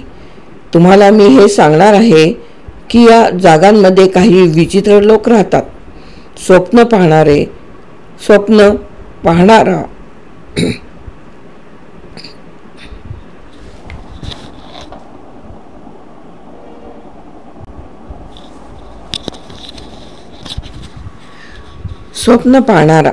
जर तुम्हाला तपशीलवार व्याख्याच हवी असेल तर मनुष्य नाही, पण कुठल्या तरी एका तिसऱ्याच तऱ्हेचा सजीव आहे, जिथे चटकन पोहोचता येणार नाही अशा जागेवर तो सहसा वस्ती करतो. जणू दिवसाच्या उजेडापासूनही तो स्वतःला या जागेत दडवतो, आणि जर का तो घरात घुसून बसला तर तो आपल्या वसतिस्थानाशी जोडलाच जातो. या बाबतीत तो ज्यांचं घर त्यांच्याशीच जोडलेलं असतं अशा गोगलगाय किंवा कासव असं संबोधन असणाऱ्या विलक्षण प्राण्यांशी साधर्म्य दाखवतो. तुम्हाला काय वाटतं? का आवडतात त्याला आपल्या 4 हिरव्या रंगाने रंगवलेल्या, दुर्कटलेल्या, बुरसटलेल्या, उदासवाण्या भिंती? जेव्हा त्याला त्याच्या अगदी मोजक्या परिचितांपैकी कंसात अखेरीस त्याचे बरेचसे परिचित नाहीसे होतात, परिचितांपैकी कोणी भेटायला येतात, तेव्हा हा मजेशीर गृहस्थ इतका गोंधळून का जातो, त्याचा चेहरा इतका का पडतो, तो त्या परिचिताचं इतकं गोंधळून जाऊन इतकं ओशाळवाणं स्वागत करतो की जणू आपल्या चार भिंतींच्या आत त्याने आताच कसलासा गुन्हा केला असावा, जणू त्याने खोटी कागदपत्र तयार केली असावीत किंवा एखाद्या नियतकालिकाला पाठवायला कविता लिहिल्या असाव्यात अन त्यासोबत असं एक पत्र की प्रस्तुत कवितांचा कवी कधीच वारलेला आहे व या कविता छापून आणणं हे त्याच्या मित्राचं परम कर्तव्य आहे. मला सांगा नास्तेंका, या दोघात संभाषण का होऊ शकत नाही? या अचानक आलेल्या अन कानकोंड्या झालेल्या मित्राच्या जिभेवरून एखादा आनंदी शब्द किंवा एखादं स्मितहास्य का नाही ओघळत? इतर वेळी त्याला हसायला, मस्करी करायला, बायकांबद्दल आणि इतरही कशा कशाविषयी बोलायला आवडतं ना. बहुधा नुकतीच ओळख झालेला आणि पहिल्यांदाच भेटायला आलेला हा मित्र अशा तऱ्हेने दुसरा येणार नाही आणि हा दुसऱ्यांदा येणार नाही. स्वतःच इतका का गोंधळतो, ओघळतो? जर असलाच तर इतका हजरजबाबीपणा असूनही चुकूनच पाहुणा आलेल्या बिचाऱ्या माणसाला आपण आवडावं, आपल्या जगाच्या ज्ञानाचं त्याच्यापाशी प्रदर्शन करावं, बायकांबद्दल किंवा काही ढंगदार बोलणं करावं, यासाठीचा आटोकाट अन अखेरचा प्रयास करून यजमान संपूर्णपणे गोंधळलेला, काही न उमजेनासा झालेला असतो. असं का? अखेरीस पाहुणा अचानक आपली टोपी उचलतो. अस्तित्वातच नसलेल्या पण अतिशय महत्त्वाच्या कामाची आठवण येऊन बाहेर पडतो.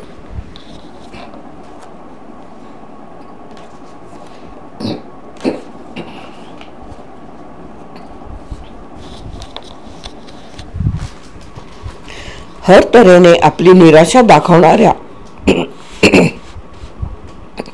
आणि जे गेलं ते परत मिळवू पाहणाऱ्या यजमानाच्या घट्ट पकडीतून आपला हात सोडवून घेतो. ते कशामुळे? घराबाहेर पडताच हा मित्र खदखदून असतो.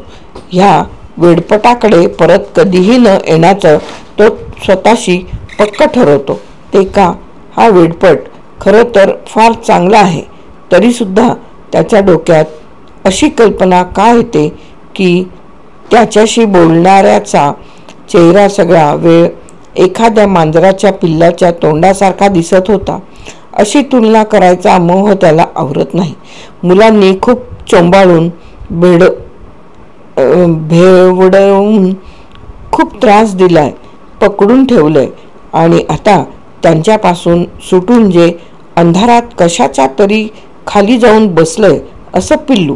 ते पिल्लू तासभर तिथे विश्रांती घेऊन अंग फुलवतंय, गुरगुरतंय, आपला अपमानित चेहरा दोन्ही पंजांनी स्वच्छ करतंय, रागारागाने सगळीकडे बघतंय, म्हणजे आजूबाजूला, आयुष्याकडे, इतकंच काय पण प्रेमळ स्वयंपाकिनीने खास त्याच्यासाठी वाचवून ठेवलेल्या मालकाच्या जेवणातल्या तुकड्याकडे सुद्धा. ही अशी तुलना का करावीशी वाटते त्याला? ऐका. इतका वेळ माझं बोलणं डोळे विस्पारून आणि आ वासून आश्चर्याने ऐकणारी नास्तेंका माझं बोलणं तोडत म्हणाली, ऐका, हे सगळं कशामुळे झालं आणि हे गमतीशीर प्रश्न तुम्ही मलाच का विचारताय हे मला बिलकुल माहीत नाही. पण एक गोष्ट मला नक्की माहिती आहे की हे सगळं गमतीशीर प्रकार अगदी अथपासून इथपर्यंत शब्द न शब्द तुमच्याच बाबतीत घडलेले आहेत. अतिशय गंभीर मुद्रेने मी उत्तर दिलंय, निसंशय. त्यावर नास्तेंका म्हणाली, हे जर निसंशय असेल तर पुढे सांगा, या सगळ्याचा शेवट काय होतो ते मला कळायलाच पाहिजे. नास्तेंका, तुम्हाला हे जाणून घ्यायचंय का की आपल्या घरट्यात बसलेल्या नायकाने मग काय केले? किंवा स्पष्ट बोलायचं तर मी काय केले? कारण ह्या सर्व प्रकाराचा नायक मीच आहे. माझ्या स्वतःच्याच संकोची व्यक्तिमत्वासह तुम्हाला हे माहीत करून घ्यायचं आहे का की मी तुम्हाला हे माहीत करून घ्यायचं आहे का मी असा घाबरून गेलो? मित्राच्या अचानक भेटीमुळे मी दिवसभर हरवून गेल्यासारखा का झालो? तुम्हाला हे माहिती करून घ्यायचं आहे का मी असा बावचळलो? खोलीचं दार उघडल्यावर का असा लाजलो? मित्राचं स्वागतही का करू शकलो नाही? इतक्या शर्मिंदेपणानं माझ्याच अगत्याच्या ओझ्याखाली का असा चिरडून गेलो? हो, अगदी हेच. ऐका, तुम्ही खूप छान सांगतात, पण थोडं कमी चांगल्या तऱ्हेने नाही का सांगता यायचं? जणू पुस्तक वाचावं अशा तऱ्हेने तुम्ही सांगतात, नास्तेन्का म्हणाली.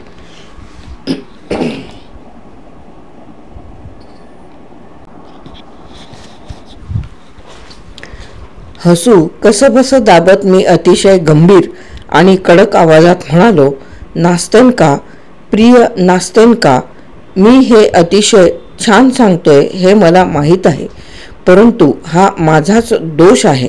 यापेक्षा वेगळ्या तऱ्हेने मी सांगूच शकत नाही. प्रिय नास्तेन्का, आता मी राजा सॉलोमनच्या हजारो वर्ष कुंभात घालून 7 कुलपात कोंडून ठेवलेल्या अन सरते शेवटी मुक्त झालेल्या आत्म्यासारखा झालो आहे. प्रिय नास्तेन्का, आपण इतक्या दीर्घ विरहानंतर भेटतो आहोत. मी तुम्हाला खूप दिवसांपासून ओळखत होतो नास्तेन्का, कारण खूप दिवसांपासून मी कोणाला तरी शोधत होतो. मी तुम्हालाच शोधत होतो असा त्याचा अर्थ. आणि आता आपली भेट घडते आहे, तर आपण इतक्या प्रदीर्घ विरहानंतर भेटतो आहोत की माझ्या डोक्यातल्या हजारो झडपा उघडल्यात. शब्दांची नदी वाहवणं मला अतिशय गरजेचं आहे, नाहीतर मी गुदमरेन. म्हणून मी तुम्हाला अशी विनंती करतो नास्तेन्का की माझं बोलणं तोडू नका. ऐका, लक्ष देऊन विनम्रतेने ऐका, नाहीतर मग मी गप्प बसेन. नाही, बिलकुल नाही. बोला. आता मी एक शब्दही बोलणार नाही. ठीक आहे, सांगतो मी पुढे. प्रिय नास्तेन्का, माझ्या दिवसातला 1 तास असा आहे जो मला अतिशय आवडतो. सगळी कामं, जबाबदाऱ्या आणि कर्तव्य जवळपास आटोपून सर्वजण जेवणासाठी, विश्रांती घेण्यासाठी लगबगीने घराकडे जात असतात. जाता जाता संध्याकाळसाठी, रात्रीसाठी आणि उरलेल्या फावल्या वेळासाठी काही मौजेचे बेत आखत असतात. तोच हा तास. याच वेळी आपला नायकही. नास्तेन्का, मला तृतीय पुरुषी निवेदन करण्याची अनुमती तुम्ही आता द्या, कारण हे निवेदन प्रथम पुरुषी निवेदन करताना मला फार लाजल्यासारखं होईल. तर मग ह्या वेळेला आतापर्यंत कामात अडकलेला आपला नायक अगोदर सांगितलेल्या गोष्टींकडे जात असतो. त्याच्या फिकट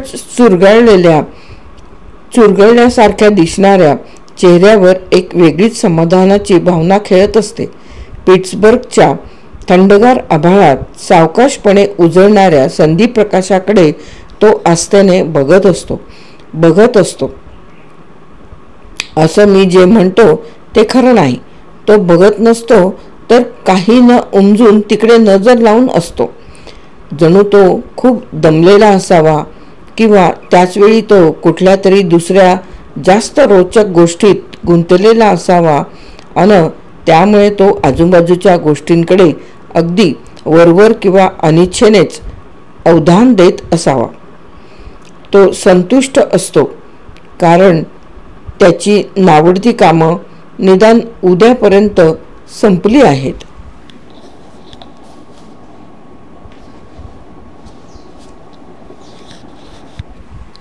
आताच शाळेच्या बाकावरून सुटलेल्या आपल्या आवडत्या खेळांसाठी खोड्यांसाठी मोकळ्या झालेल्या एखाद्या शाळकरी मुलासारखा तो आनंदात असतो.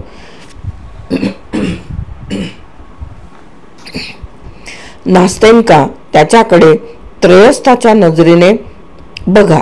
तुम्हाला ताबडतोब कळेल की त्या आनंदाच्या भावनेचा चांगलाच परिणाम त्याच्या दुबळ्या मनोवस्थेवर आणि भरकटलेल्या कल्पनाशक्तीवर झाला आहे. तो कसल्यासा विचारात गडलेला आहे. तुम्हाला काय वाटतं? जेवणाचा विचार करतोय तो. आजच्या संध्याकाळचा विचार करतोय तो. कशाकडे टक लावून पाहतोय? खडखडत्या टापांचे घोडे जोडलेल्या शानदार बग्गीतून जाणाऱ्या पुरंदरीला कमरेतून लावून देखणं अभिवादन करणाऱ्या भारदस्त गृहस्थाकडे तो बघतोय. नाही नास्तेंका, त्याला आता त्या साऱ्या किरकोळ गोष्टींची फिकीर नाही. आता तो आपल्या त्या खास दुनियेमुळे श्रीमंत बनला आहे. विझून जाणाऱ्या सूर्याचे शेवटचे किरण त्याच्यासमोर असे आनंदाचे चमकले ते उगीच नाही.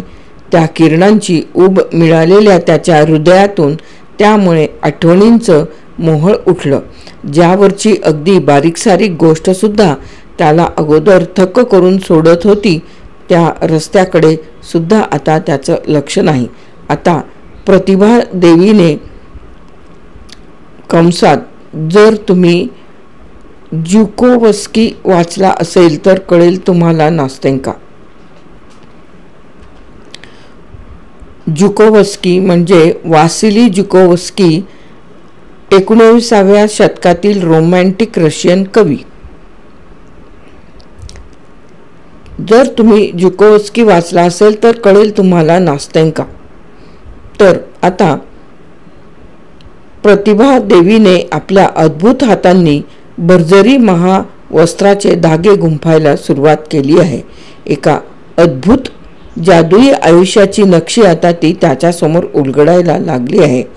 कोणास ठावे तो ज्यावरून आपल्या घरी जातो आहे त्या दगडी पदपथावरून तिने आपल्या जादुई हातांनी त्याला 7व्या आसमानात नेले असावे. आता त्याला हटकायचा प्रयत्न करा.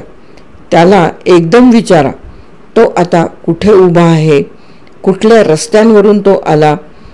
त्याला बहुधा काहीही आठवणार नाही.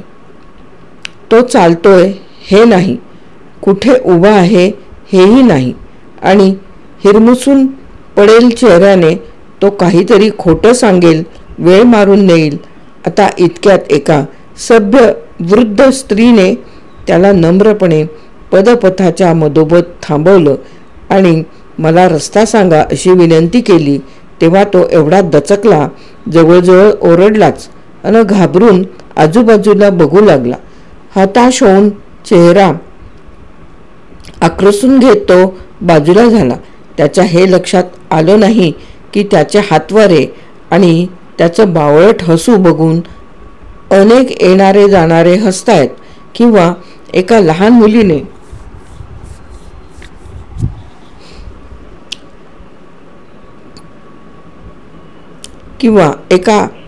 मुलीने त्याच्याकडे वळून डोळे विस्फारून बघितलं.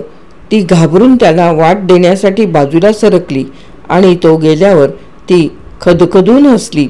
हेही त्याच्या लक्षात आलं नाही. त्याच्या त्या कल्पनाशक्तीच्या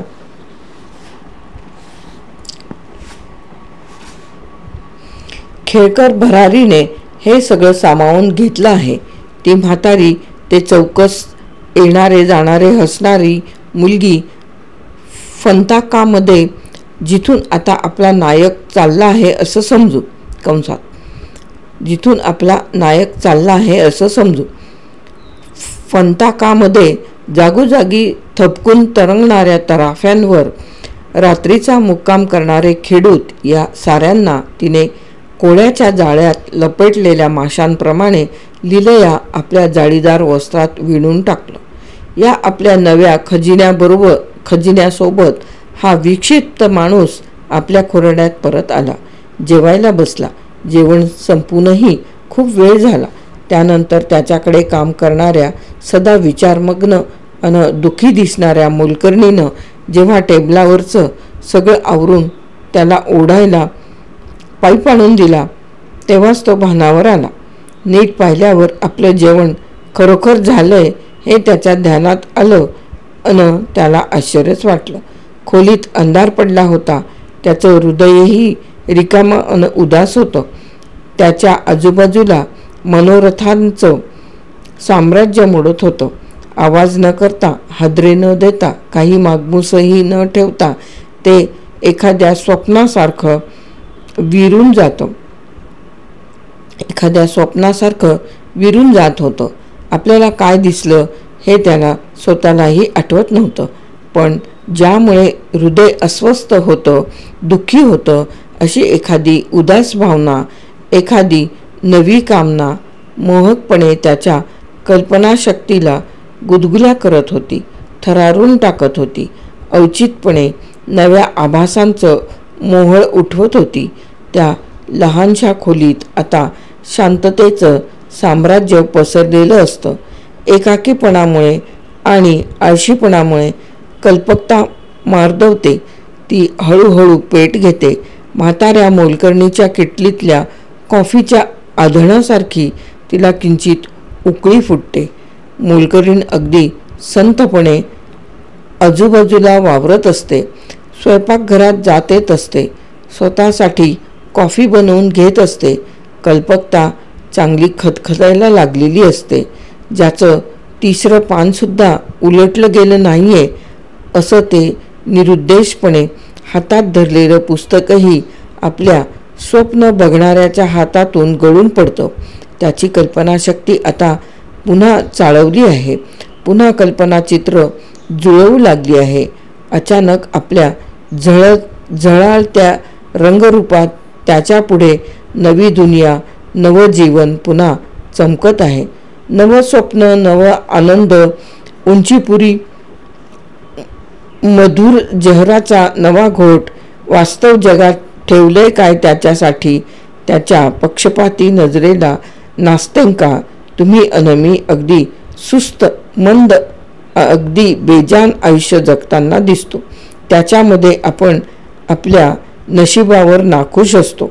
आपल्या आयुष्यामुळे गांजून गेलेलो असतो. आणि खरंच बघा ना, प्रथमदर्शी आपले सगळे व्यवहार थंड, गंभीर आणि रागीट असावेत असे वाटतात. आपल्या स्वप्न पाहणाऱ्याला वाटतं बिचारे.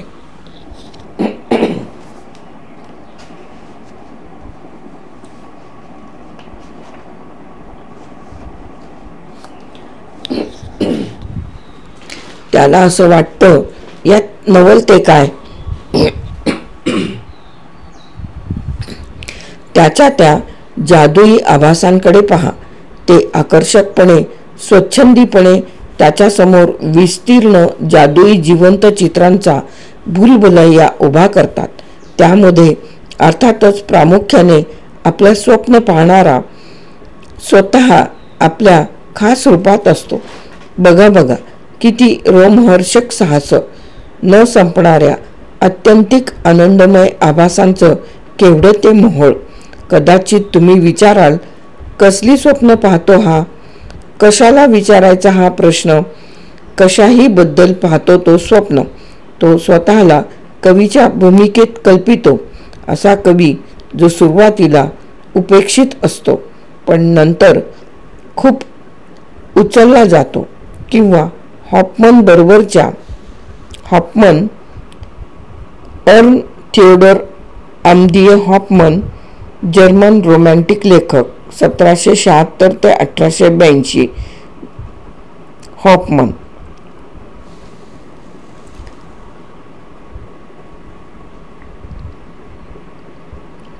हॉफमन बरोबरच्या मैत्रीबद्दल.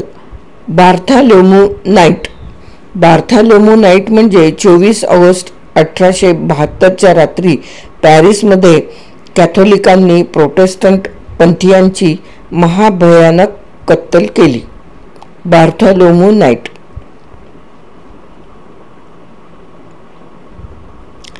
तर बार्थोलोम्यू नाईट डायना व्हर्नॉन म्हणजे वॉल्ट स्कॉट 1771 ते 1832 या इंग्रज लेखकाच्या रॉब रॉय कादंबरीची नायिका. इव्हान वासिलेविचच्या कझान प्रांताच्या विजयी स्वारीतला वीर.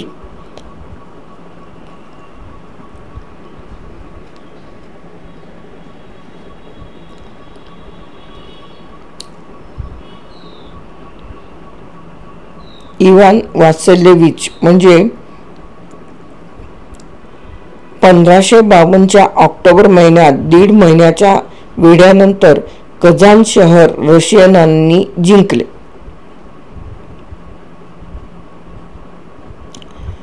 तर कझान प्रांताच्या विजयी स्वारीतला वीर क्लारा मोब्रे म्हणजे वॉल्टर स्कॉटच्या 1823 सालच्या कादंबरीची नायिका. युथेना डेन्स म्हणजे वॉल्टर स्कॉटच्या द टॉवर ऑफ एडिनबर्ग कादंबरीची नायिका. युथिया डेन्स कॅथॉलिक धर्मगुरूंची परिषद यान हुस म्हणजे प्राग विद्यापीठाचे कुलगुरू, समाजसुधारक व चेक जनतेच्या जर्मन विरोधी चळवळीचे प्रणेते 1369 ते 1415. यान हुस. रोबर्टमधलं मृतात्म्यांचं बंड ऑपेरातलं संगीत आठवतं. दफनभूमी सारखा वास येतोय. यान हुस.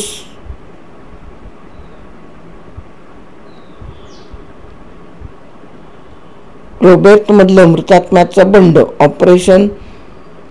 ऑपेरातलं संगीत आठवतं. दफनभूमी सारखा वास येतोय. मीना आणि ब्रेंडा बिरेझनची लढाई, काउंटेस व्हिडीकडचं कविता वाचन, दांतोन. कलोन्नामधलं घर आपला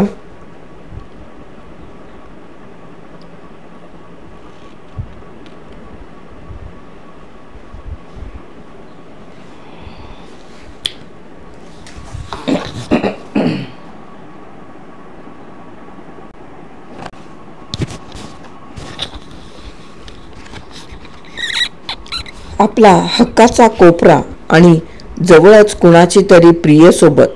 हिवाळ्यातल्या संध्याकाळी तोंड आणि डोळे विस्फारून तुमचं बोलणं ऐकणारी माझ्या प्रिय परी. तुम्ही आता जसं ऐकताय ना तसंच. नाही नास्तेंका. आपल्या त्या मधुर भावनांनी आकुल आळशी माणसाला तुम्हा आम्हाला जे हवंसं वाटतं त्या जिण्याशी काय देणं घेणं.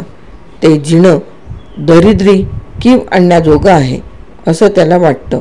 परंतु एक दिवस असा येईल की या कीव करण्याजोग्या आयुष्याच्या एका दिवसाच्या बदल्यात तो आपली कल्पना विश्वातली सगळी वर्ष तो देऊ करेल. सुखासुखी किंवा आनंदाने नाही तर त्या दुःखाच्या, निराशेच्या आणि तीव्र वेदनेच्या घडीला त्याला निवड करण्याचीही इच्छा राहणार नाही. म्हणून हे त्याच्या लक्षात येत नाही. परंतु आपण तरी ती भयंकर वेळ आलेली नाही. त्याला कसलीही कामना नाही. तो कामनांच्या वर आहे. कारण त्याच्यापाशी सारं काही आहे. तो संपूर्णपणे संतुष्ट आहे. तोच स्वतःच्या जीवनाचा शिल्पकार आहे आणि ते जीवन तो प्रत्येक घटकेला नव्या नव्या तऱ्हेने आपल्या मर्जीने घडवतोय. हे परीकथेतल्या सारखं अद्भुत जग घडवणं इतकं सहज, इतकं सोपं आहे जणू काही ते आभास नाहीतच. कोणत्याही क्षणी तो ते मानायला तयार आहे की हे सारं जग म्हणजे भावनेचे खेळ, मृगजळ, कल्पनाशक्तीचा चकवा नसून वास्तव आहे, खरं आहे, घडणारं आहे. मग सांगा बरं नास्तेंका, अशा वेळी श्वास का कोण तो कोणत्या जादूमुळे, कोणत्या अज्ञात शक्तीमुळे नाडीचे ठोके जलद पडायला लागतात? स्वप्न पाहणाऱ्याच्या डोळ्यांतून आसवं का टपटपतात? त्याचे फिकट ओलसर गाल का रक्त होतात? त्याचं अवघं अस्तित्वच कोणत्या अव्यक्त आनंदाने भरून जातं? बिन झोपेच्या जागरणाच्या रात्रीच्या रात्री चुटकीसरशी अखंड आनंदात आणि सुखात कशा काय संपतात? पहाटेची गुलाबी किरणं खिडक्यांवर चमकायला लागली आणि आपल्या पिट्सबर्गमधल्या विश्वास बसू नये इतक्या विलक्षण उजेडानं जशी भरून जाते, तशी ती उदास खोली उजेडानं भरून गेली की आपला थकलेला, भागलेला, स्वप्न पाहणारा नायक बिछाण्यावर अंग टाकतो. हृदयातल्या दमवून टाकणाऱ्या वेदनेसकट आपला थरथरता आजारी श्वास तो अत्यानंदाने उठणाऱ्या शिरशिरीत मिसळून झोपून जातो. ते का? होय नास्तेंका, तुमची फसगत होईल. जर तुम्ही त्रयस्थपणे पाहिलं तर त्याच्या मनाला रोमांचित करणारी ही भावना खरी आहे, यथार्थ आहे, यावर तुमचा विश्वास बसेल. तुमचा विश्वास बसेल की त्याच्या अशारीर आभासांमध्ये काहीतरी जिवंत, काहीतरी खरंखुरं आहे. आपल्या संपूर्ण अम्लान आनंदासह, संपूर्णपणे उदास करून टाकणाऱ्या तापासह प्रेम त्याच्या हृदयात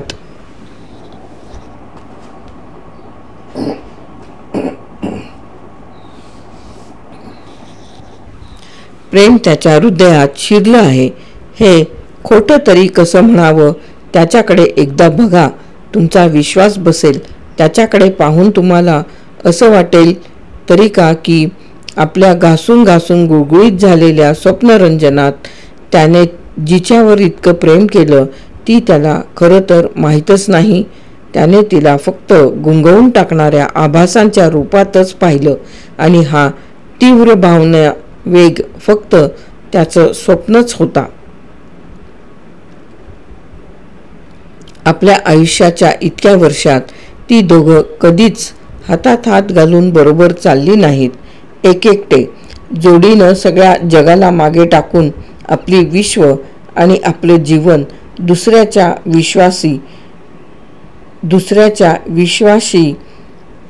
दुसऱ्याच्या जीवनाशी जोडणं त्यांच्याने कधी झालंच नाही. रात्री उशिरा ताटातुटीच्या क्षणी हुंदके देत अन कष्टी होत उग्र नभाखाली गडगडणाऱ्या वादळाचा तिच्या काळ्या पापण्यांवरून अश्रू ओढून नेणाऱ्या वाऱ्याचा आवाजही न ऐकता ती कधीच त्याच्या गळ्यात पडली नाही. हे सगळं स्वप्नच होतं. ती उदास, दुर्लक्षित, रानटी झुडपांनी वेढलेली, शेवाळलेल्या वाटांची एकाकी गंभीर बाग. या बागेत ते दोघं अनेकदा फिरायचे, स्वप्न रंगवायचे, कष्टी व्हायचे, एकमेकांवर अगदी अलवार अन ओतप्रोत प्रेम करायचे. तेही स्वप्नच. आणि ते वडिलोपार्जित घर लहान मुलांसारखं घाबरणाऱ्या, उदासपणे एकमेकांपासून आपलं प्रेम लपवणाऱ्या त्या दोघांना ज्याची जरब वाटायची त्या तिच्या म्हाताऱ्या, उग्र, अबोल अन आजारी नवऱ्याबरोबर तिनं जिथे एकाकीपणे अन दुःखात दिवस काढले ते घर, कसे ते तडफडले, किती घाबरले. त्यांचं प्रेम किती निष्पाप, किती पवित्र अन लोक किती दुष्ट ते तर सांगायलाच नको. नास्तेंका आणि देवारे,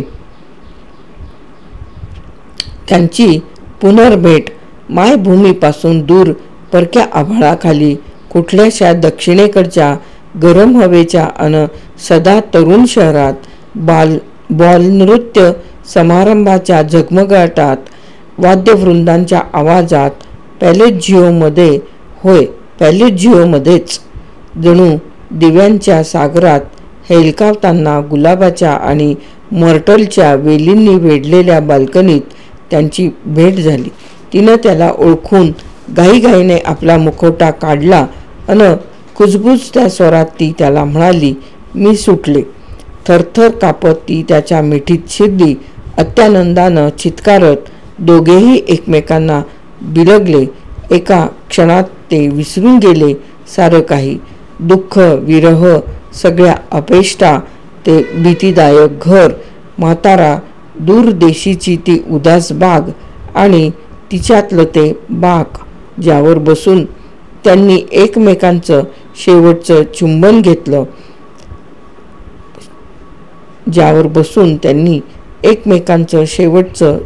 घेतलं होतं अन मग हताशपणे विझत जाणाऱ्या त्याच्या मिठीतून तिने स्वतःला सोडवून घेतलं होतं. नास्तेंका, कबूल करा की तुम्ही अचंबित व्हाल, लाजाल, चेहरा लाल होईल. तुमचा एखादा शाळकरी पोरासारखा असा पोरगा ज्यानं आताच शेजाऱ्याच्या बागेतलं सफरचंद चोरलंय अन खिशात दडवलंय, इतक्यात एक उंच तगडा हसतमुख अन बडबड्या पोरगा, त्याचा न बोलावता येऊन टपकलेला मित्र दार उघडून आत येतो अन काहीच घडलं नसावं अशा आविर्भावात म्हणतो, अरे आता मी पावल वस्कनहून येतोय बरं का. अरे देवा, म्हातारा काउंट मेला. ज्याची कल्पनाही केली नव्हती असं सुख चालून येतंय आणि लोक हे असे पावल वस्कहून येत आहेत.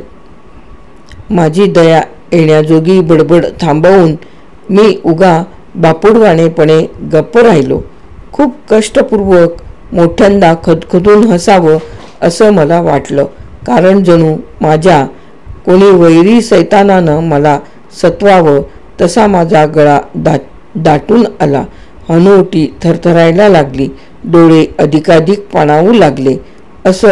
मला असं वाटायला लागलं की आपले चलाक डोळे विस्पारून माझं बोलणं ऐकणारी नास्तेंका आता एखाद्या लहान मुलासारखं खदखदून हसणार. आपण फारच वाहवत गेलो याचा मला पश्चाताप वाटू लागला.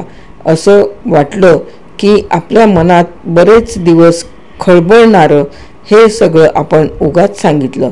हे असं लिहिल्यासारखं संगतवार मला सांगता आलं, कारण खूप दिवसांपासून मी ते मनातल्या मनात तयार करत होतो आणि आता ते वाचून दाखविल्याशिवाय मला राहावेना. मला कबूल केलंच पाहिजे की माझं बोलणं कुणी समजून घेईल अशी माझी अपेक्षाच नव्हती. आश्चर्याची गोष्ट अशी की ती गप्प राहिली. थोडा वेळ थांबून तिने माझा हात हलकेच दाबला आणि मग कुतूहलाने पण संकोचाने विचारलं, तुमचं सगळं आयुष्य तुम्ही असंच जगलात की काय?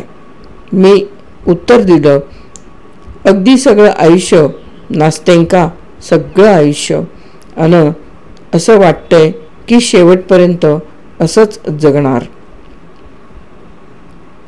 ती अस्वस्थतेने म्हणाली, नाही, असं होता कामा नये.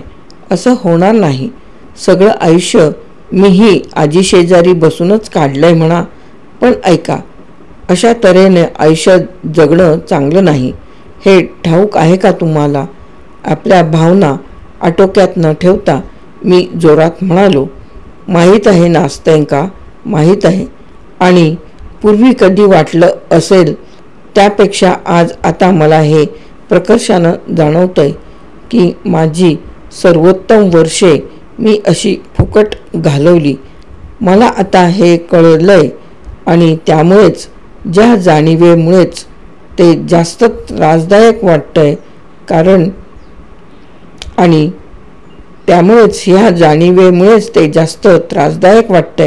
कारण माझ्या देवदूता मला हे सांगायला अन दाखवून द्यायला खुद्द देवानेच तुम्हाला पाठवलंय.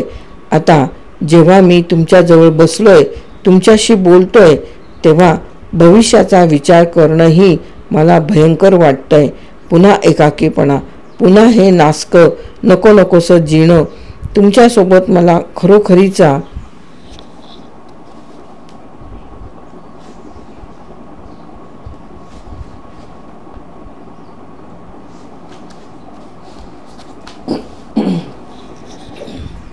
खरोखरीचा आनंद लाभलाय तेव्हा स्वप्न देखील कशाचं पाहणार मी? प्रिय मैत्रिणी, मी तुमचा ऋणी आहे अशासाठी की तुम्ही मला सुरुवातीलाच दूर लोटलं नाहीत, अशासाठी की मी आता सांगू शकतो की माझ्या आयुष्यातल्या 2 संध्याकाळी तरी मी जगलो. नाही, यापुढे असं होणार नाही. नास्तेंका जवळजवळ ओरडलीच. तिच्या डोळ्यात अश्रू तरळत होते. नाही, आपण असंच वेगळं व्हायचं नाही. 2 संध्याकाळींनी काय होतं? नास्तेंका, तुम्हाला ठाऊक आहे का की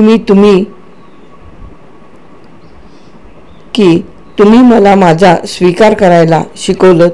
यापूर्वी मी स्वतःबद्दल जितका वाईट विचार करत होतो तितका आता इथून पुढे करणार नाही. कदाचित मी याचंही दुःख करणार नाही की माझ्या आयुष्यात मी गुन्हा केलाय, पाप केलंय. माहीत आहे, असं आयुष्य म्हणजे गुन्हा अन पापच की नाही. असं समजू नका की मी तुम्हाला फार मोठेपणा देतोय. देवाखातर असा विचार करू नका, कारण नास्तेंका, माझ्या वाटेला काही वेळा असे दुःखाचे क्षण येतात.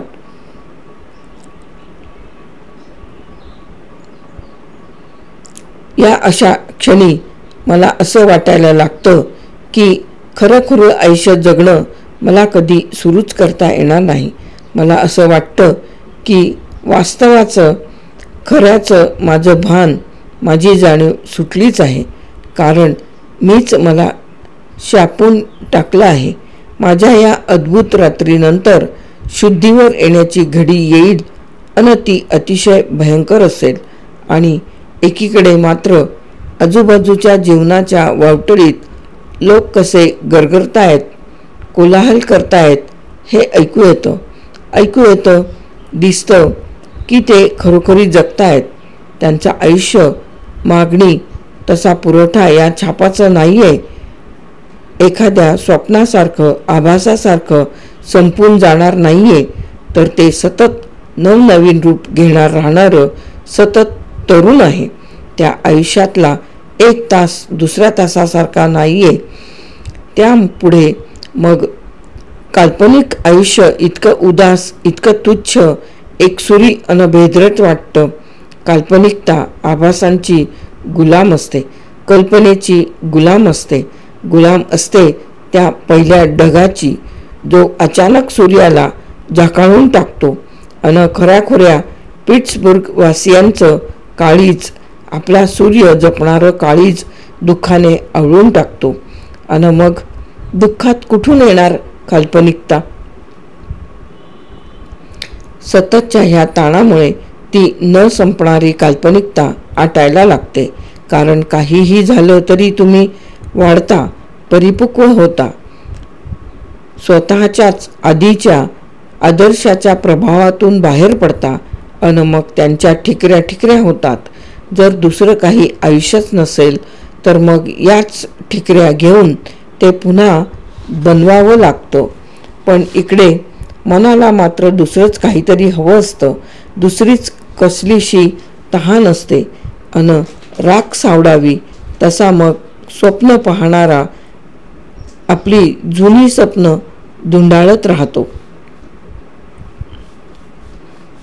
त्या राखेत काही सापडतंय का बघतो, म्हणजे मग त्यावर फुंकर घालून थंड पडलेलं हृदय नव्या आगीने चेतवायला येईल. जे अगोदर प्रिय होतं, मनाला भिडत होतं, ज्यामुळे रक्त उसळत होतं, डोळ्यांतून पाणी येत होतं आणि जे इतकी छान फसवणूक करत होतं, त्याला पुन्हा संजीवन देता येईल. नास्तेंका, तुम्हाला माहीत आहे माझी मजल कुठपर्यंत गेली आहे ते? तुम्हाला माहीत आहे का मला आता माझ्या जाणीवांचे वाढदिवस करावे लागतात? आधी जे इतकं आवडत होतं पण जे कधी अस्तित्वातच नव्हतं त्याचे वाढदिवस, हे वाढदिवसही त्या अचरट वायफळ स्वप्नरंजनात जातात. हे करायचं कारण ही आचरट स्वप्नरंजन संपतात. त्यांना चालू ठेवायचं कशाच्या जोरावर? स्वप्नसुद्धा सरतात ना. तुम्हाला माहिती आहे, मला आता ठराविक दिवशी ठराविक वेळी जिथे कधी काळी मी माझ्या परीने आनंदात होतो त्या जागा आठवायला, त्या जागी जायला आवडतं. माझा आज मला माझ्या कालशी जुळवून घ्यायला आवडतो. असा काल जो कधीच परतून येत नाही. मग मी खूप भटकतो सावलीसारखा, गरज नसताना निरुद्देश, उदास आणि दुःखी पिट्सबुर्गच्या गल्लीबोळातून भटकतो. अन काय आठवणी. अशी एक आठवण उदाहरणार्थ की साधारण 1 वर्षापूर्वी अगदी याच वेळी, याच क्षणी, याच रस्त्यावरून मी आता आहे तितक्याच उदास अन एकाकी अवस्थेत फिरत होतो. असंही आठवतं की तेव्हाही दुःखी स्वप्नच पाहत होतो आणि त्या अगोदरही काही वेगळी अवस्था नव्हती. पण उगीचच असं वाटतं की तेव्हाचं जगणं जास्त सहज, जास्त शांततामय होतं. त्यावेळी मला आता वेढून राहणारी ही काळपट विचारमग्नता नव्हती, विवेकबुद्धीची टोचणी नव्हती. मग स्वतःलाच विचारतो, कुठं आहेत तुझी स्वप्न? मग मान हलवून मी म्हणतो, वर्ष काय भराभरा जातात. मग मी पुन्हा स्वतःलाच विचारतो, या वर्षात तू काय केलंस? आपल्या आयुष्यातला सर्वोत्तम काळ तू कुठे घालवलास?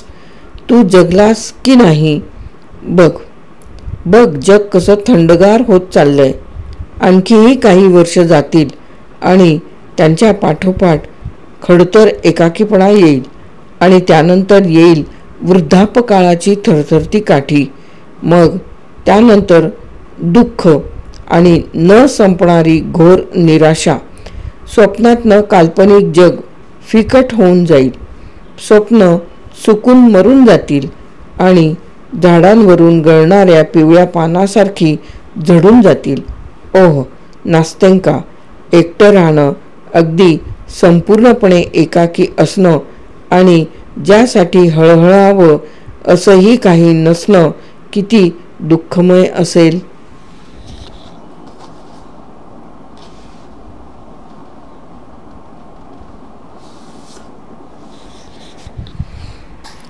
हळहळण्यासारखंही काही नाही, कारण जे हरवलं ते सगळं, ते अगदी सगळं काही नव्हतं. होतं फक्त एक मूर्ख पोकळ शून्य, फक्त स्वप्न. डोळ्यांतून वाहणारी आसवं पुसत नास्तेंका एकदम म्हणाली, आता मला जास्त कीव वाटेल असं काही करू नका. पुरे झालं. आता आपण दोघं आहोत. आता माझं काहीही हो. आपण एकमेकांपासून दूर जायचं नाही. ऐका, मी एक साधीसुधी मुलगी आहे, फारसं शिकलेली नाही. आजीने मला शिकवायला शिक्षक ठेवले होते तरीसुद्धा. पण मी तुम्हाला जाणून घेऊ शकते, कारण तुम्ही मला आता जे वर्णन करून सांगितलं ते सगळं मी स्वतः जगले आहे.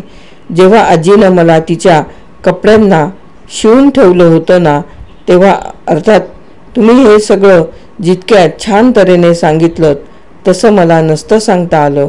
मी शिकलेली नाही आहे ना, हे ती थोड्या संकोचानं म्हणाली, कारण तिला माझ्या त्या दयनीय भाषणाबद्दल आणि माझ्या उच्च शैलीबद्दल अजूनही काहीसा आदर वाटत होता. पण तुम्ही आपलं अंतरंग असं माझ्यापुढे उघड केलं याचा मला फार आनंद झाला. मी आता तुम्हाला अगदी पूर्णपणे ओळखलंय आणि माहिती आहे का, मला आता तुम्हाला माझी संपूर्ण हकीकत सांगायची आहे, काहीही न लपवता. म्हणजे मग तुम्ही मला सल्ला द्याल. तुम्ही फार हुशार आहात. मला सल्ला द्याल असं वचन देता मला? मी म्हणालो, नास्तेंका, मी कधीच कुणाचा सल्लागार तर अजिबातच नव्हतो. पण आता मला असं दिसतंय की जर आपण कायमच असे राहणार असू तर ती फारच हुशारीची बाब ठरेल. प्रत्येकजण दुसऱ्याला खूपच्या खूप हुशारीचे सल्ले देतोय, पण प्रिय नास्त्यांका कसला बरं सल्ला हवाय तुम्हाला? मला सगळं सरळ सांगा. मी आता इतका खुशीत, इतका आनंदात आहे, मी इतका धीट आणि हुशार झालोय की शब्द आपोआप सुचतील मला. नास्त्यांकानं हसत हसत माझं बोलणं तोडलं. नाही, मला फक्त हुशारीचा सल्ला हवाय असं नाही. जणू तुम्ही माझ्यावर आयुष्यभर प्रेम करताय अशा तऱ्हेने दिलेला सल्ला हवाय. चालेल नास्त्यांका, चालेल, मी अत्यानंदानं उद्गारलो. जर मी तुमच्यावर गेली 20 वर्ष प्रेम करत असतो तरीही आताच्या क्षणा इतकं जबरदस्त प्रेम मी पूर्वी केलं नसेल. नास्त्यांका म्हणाली, हात द्या तुमचा. हा घ्या. तिच्या हातात हात देत मी म्हणालो, सुरू करूया तर मग माझी गोष्ट. नास्त्यांका म्हणाली, हात द्या तुमचा. हा घ्या. तिच्या हातात हात देत मी म्हणालो, सुरू करूया तर मग माझी गोष्ट.